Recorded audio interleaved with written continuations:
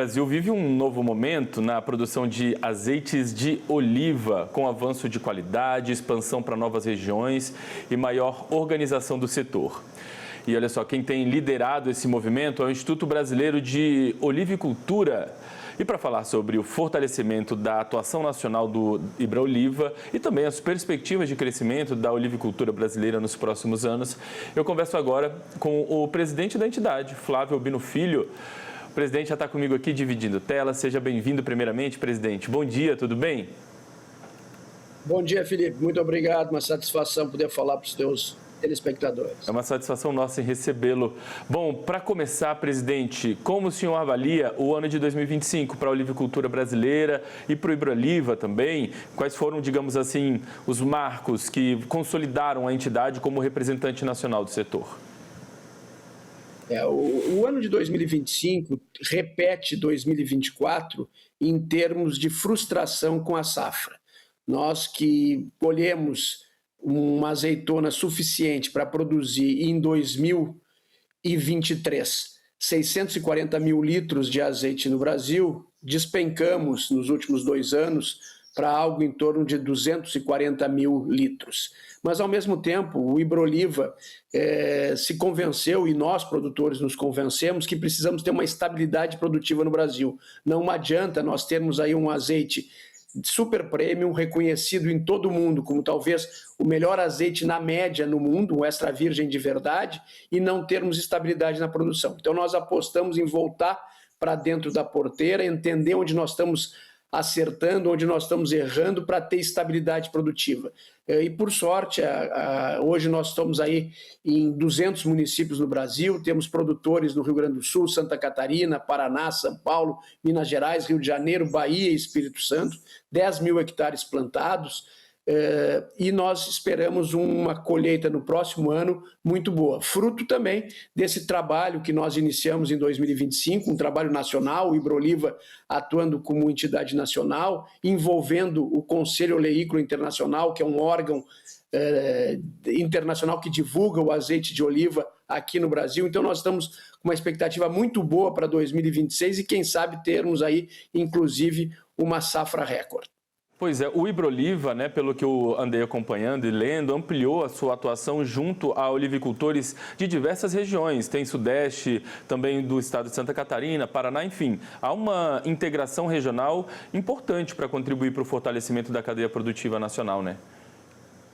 Não tenha dúvida que esse é o papel do Ibroliva como instituição brasileira, instituição nacional, de entender as dificuldades que não são as mesmas. O clima no Rio Grande do Sul, em Santa Catarina, a forma de produção, o solo é diferente da Mantiqueira, que é o nosso segundo maior polo de produção. Então nós estivemos na Mantiqueira, visitamos produtores, estamos começando a entender experiências também no Espírito Santo para poder ajudar esse produtor. E o ano de 2025 é festejado, como eu disse, pela vinda do COI. Nós estivemos com os representantes do Conselho Oleícola Internacional na Mantiqueira, tivemos em Maria da Fé, em Campos do Jordão, entendendo as dificuldades dos produtores. Estamos apostando muito em pesquisa e uma outra boa notícia que a gente tem para a olivicultura brasileira é que nós firmamos um convênio junto com a Associação dos Produtores do Uruguai, envolvendo o Banco de Desenvolvimento, de Fomento da América Latina e do Caribe, o CAF, e também o Conselho Oleícola Internacional,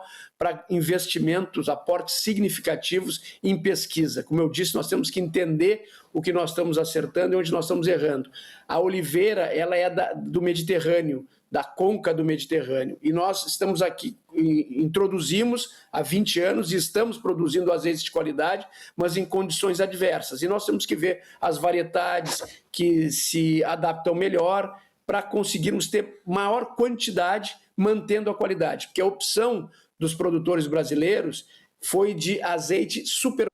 Para isso, nós colhemos as nossas azeitonas mais verdes, o nosso processamento é muito rápido, a gente perde aí, porque as azeitonas são mais verdes em quantidade, mas ganhamos em qualidade. São várias equações aí que nós temos que ainda ajustar, porque a cultura é muito nova aqui no Hemisfério Sul. O senhor falou sobre qualidade, né? Um dos pontos que eu acompanhei ao longo do ano de atuação do Ibroliva foi o combate à fraude e também a defesa da qualidade do azeite brasileiro. Essas ações práticas, eu queria que você contasse um pouquinho dessas ações práticas que vocês têm promovido nesse sentido e qual o impacto disso também para o consumidor final.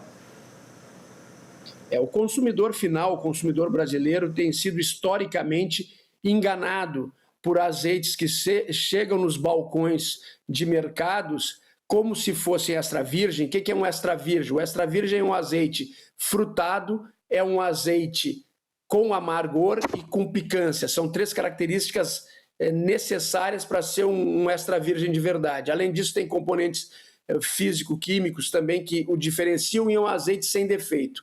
90% dos azeites vendidos nos supermercados como extra virgem são azeites com defeito, ou seja, azeites que não são extra virgem apenas no rótulo. O Ibroliva tem combatido, está ao lado do Ministério Público de São Paulo para que sejam afastados esses azeites. O Ministério da Agricultura aumentou muito a sua fiscalização a partir dos painéis sensoriais, ou seja, de prova, né? Isso é importante para o consumidor, porque todos os grandes efeitos de saudabilidade que o azeite de oliva extra virgem de verdade tem, normalmente eles não são encontrados no azeite puramente virgem. Os valores também são diferentes. Então nós temos no balcão hoje azeites extra virgem só no rótulo, vendidos a preço de um azeite virgem, às vezes até azeites lampantes, que são impróprios para consumo. Azeites lampante é aquele para o lampião, só serve para acender uma lamparina, vendidos para o consumidor como se extra virgem fosse. Então essa nossa luta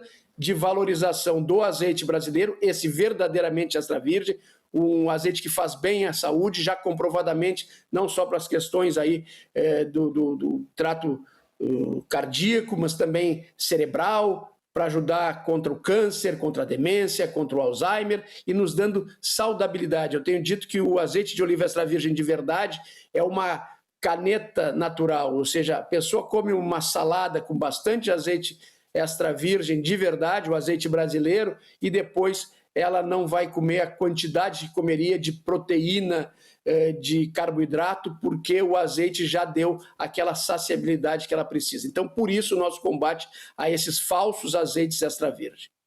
Bom, se a gente tivesse tempo, a gente poderia destrinchar ainda diversas questões, diversos destaques aí realizados ao longo de 2025, mas vamos voltar o olhar aqui rapidinho para 2026, então, pensando já no ano que está chegando, na sua avaliação, quais são ainda os desafios que o setor enfrenta para alcançar um crescimento mais robusto em 2026, enfim, e quais as projeções que o Ibroliva faz já em relação, de repente, a metas em termos de produção, de presença global, enfim. Como vocês avaliam aí a chegada de 2026 para o setor?